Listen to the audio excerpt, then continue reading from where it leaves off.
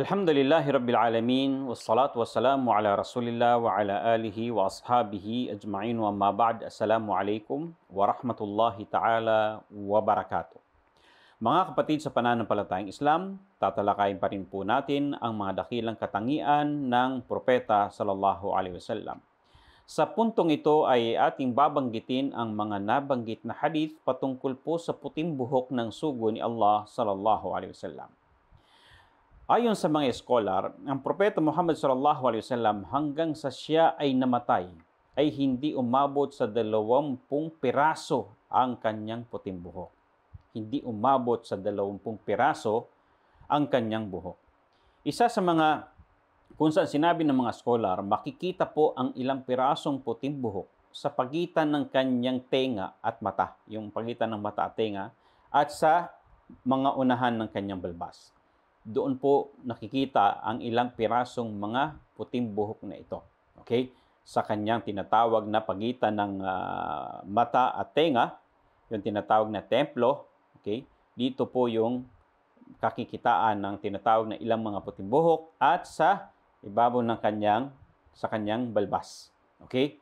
So, sinabi ni Anas radhiyallahu ta'ala anhu, sabi niya, Adadtu fi ra'si Rasulillah sallallahu alaihi wasallam wa lihyatihi illa 14 sya'ratan bayda. Ibig sabihin po, ayon kay Anas bin Malik radhiyallahu ta'ala anhu, binilang ko, sabi niya, ang puting buhok ng sugo ni Allah sallallahu alaihi wasallam, at ito ay nasa 14 na puting buhok lamang. Yun ang pagkabilang ni Anas radhiyallahu ta'ala anhu sa buhok ng propeta Muhammad sallallahu alaihi wasallam. Ayon naman po kay Abdullah bin Umar, si Abdullah bin Umar ay nagsabi, innama kana shaybu Rasulillahi sallallahu alaihi wasallam nahwan min 20 sya'ratan bayda. Sabi naman ni Abdullah bin Umar radhiyallahu ta'ala anhu, sabi niya radhiyallahu ta'ala anhuma, na kung saan ang puting buhok ng sugo ni Allah sallallahu alaihi wasallam ay nasa halos 20 puting buhok lamang.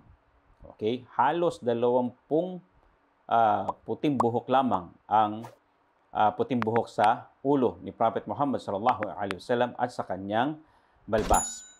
At sabi pa sa hadith na kung saan ibig sabihin kana idha dahana ra'sahu lam yura minhu shay.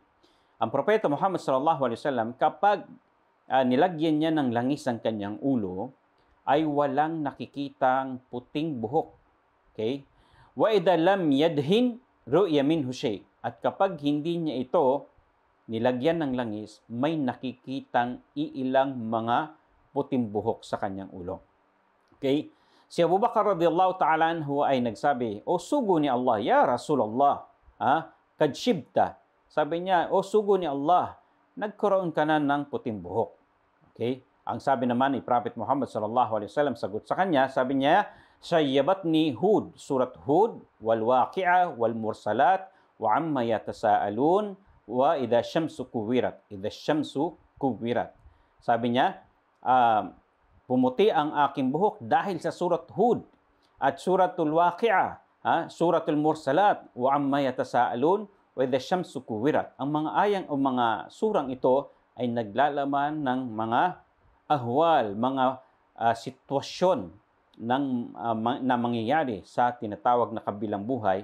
At sa pag-iisip rito, isa, sabi ng propeta kay Abu Bakar, yun ay isa sa mga naging dahilan kung bakit nagkaroon siya ng mga puting buhok. Okay, so yan po ang isa sa mga kung saan sinasabi ng mga pantas ng mga puting buhok ni Prophet Muhammad sallallahu alaihi wasallam. Sinabi naman ni Anas bin Malik, sabi niya, hanggang sa namatay ang propeta Muhammad sallallahu alaihi wasallam ay walang puting buhok sa kanyang ulo at balbas maliban lamang sa hindi pa umabot ng 20 piraso. Okay? Hanggang sa namatay si Prophet Muhammad sallallahu alaihi wasallam. Mga minamahal na kapatid, yan po ang puting buhok na naiulat patungkol sa pinakadakilang propeta na mahal natin na sugo ni Allah sallallahu alaihi wasallam. Hanggang sa muli, wa akhir da'wana alhamdulillahi rabbil alamin. Wassalamu alaikum wa rahmatullahi ta'ala wa barakatuh.